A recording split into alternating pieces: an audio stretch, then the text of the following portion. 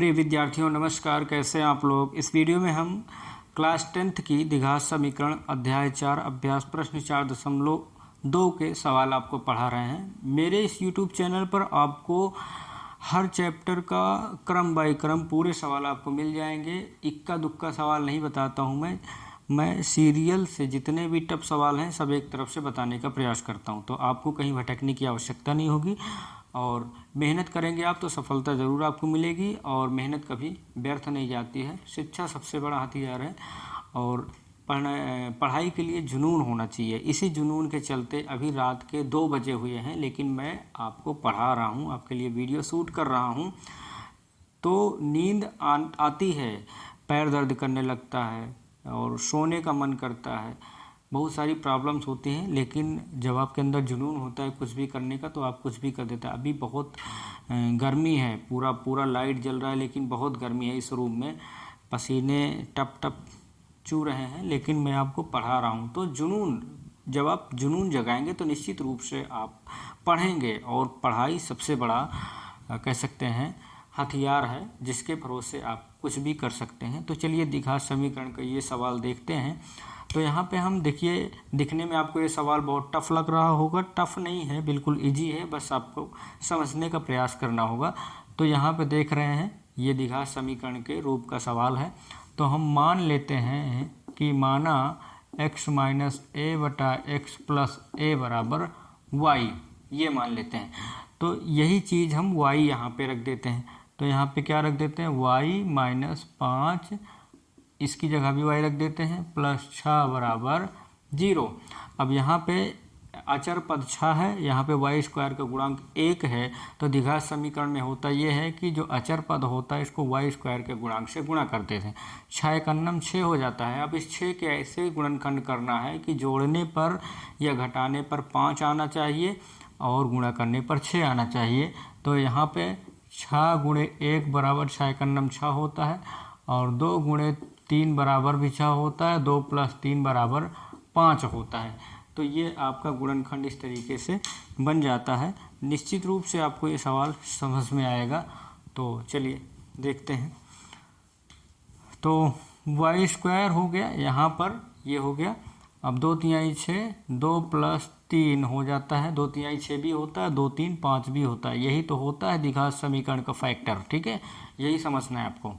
तो Y square minus 2 एकन्नम 2y और minus plus कितना होता है, माइनस होता है 3 एकन्नम 3 हो जाता है, प्लस 6 बराबर 0 हो जाता है, ठीक है।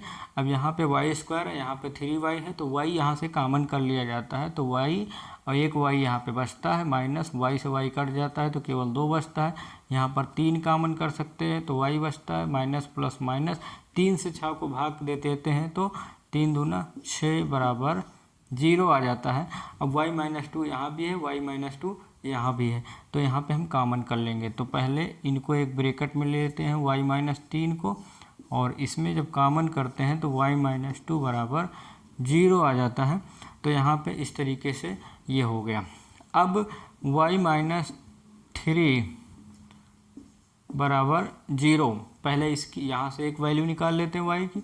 y बराबर कितना आएगा, 3 आ जाएगा, क्योंकि -3 इधर पक्षांतर होगा तो प्लस में आ जाता है। एक ये हो गया। अब ये वाला निकाल लेते हैं, y माइनस 2 बराबर 0, और इसको इधर पक्षांतर कर देते हैं, धनात्मक हो जाता है, तो y बराबर 2। इस तरीके से यहाँ पर y के 2 मान निकले, एक 3 निकला और एक 2 निकला। तो ये जो था इसी में हम y का मान रख देते हैं। तो x माइनस ए बटा एक्स प्लस ए बराबर हमने क्या लिया था, y लिया था। अब यहाँ पर पहले ये वाला मान रख देते हैं।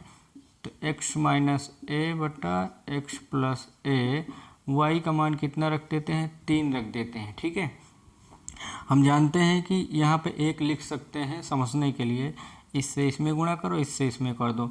तो 3 से नीचे गुणा करेंगे तो 3 एकन्नम 3x प्लस 3 एकन्नम 3a, और 1 से इधर गुणा करते हैं तो यही संख्या आ जाती है, ठीक है। अब यहाँ पे क्या किया जाता है, देखिए यहाँ पे x का मान निकालना है, तो x को क्या करेंगे, बाईं तरफ पक्षांतर कर लेते हैं, ठीक है।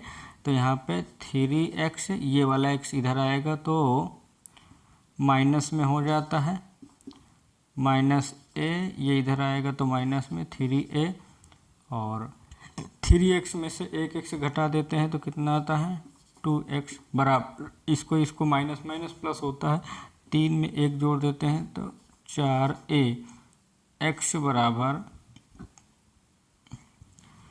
बराबर यहाँ पर जो मान आता है वो आ जाता है 4a/2, और 2 से इसको भाग कर देते हैं तो 2a बचता है। तो यहाँ पर x का मान जो निकला x बराबर 2a, ठीक है, ये आ गया आपका। अब एक मान और यहाँ पे y बराबर 2 है, उसको भी हम इसी पे रख लेते हैं, x माइनस a बटा x प्लस a बराबर y है। अब x माइनस a बटा x प्लस a, y का मान यहाँ पे कितना रख दें, 2 रख देते हैं, तो रख दिया मैंने 2। अब इसके नीचे 1 रख लेते हैं समझने के लिए, तो इससे इसमें गुणा करेंगे, इसमें से तो इस 2 से इस हर में गुणा करेंगे तो 2x प्लस 2a, इस 1 से गुणा करेंगे अंश में तो वही चीज़ें आ जाती हैं, ठीक है, ये आ गया।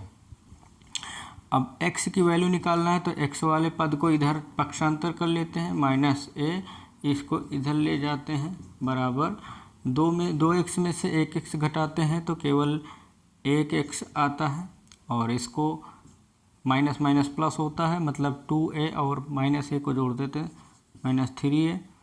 तो इस प्रकार से यहाँ पर x की वैल्यू कितना निकल आती है -3a। तो यहाँ पे हमने देखा कि x के कितने मान निकले, एक मान यहाँ पे निकला ये वाला 2a, और दूसरा जो मान निकला -3a। तो इस तरीके से यहाँ पर आपका ये सवाल जो है वो लग जाता है। तो यहाँ पे एक बात यहाँ ध्यान देने वाली बात, यहाँ माइनस रहेगा, यहाँ माइनस रहेगा, यहाँ माइनस रहेगा, और यहाँ पे भी माइनस रहेगा, ठीक है, क्योंकि यहाँ पे माइनस माइनस प्लस होता है और माइनस का चिन्ह यहाँ पे उतर आता है, ठीक है। तो इस तरीके से आपका ये सवाल जो है वो लग जाता है।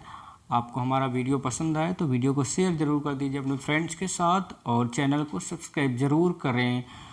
मिलेंगे अगले वीडियो में, तब तक के लिए जय हिंद।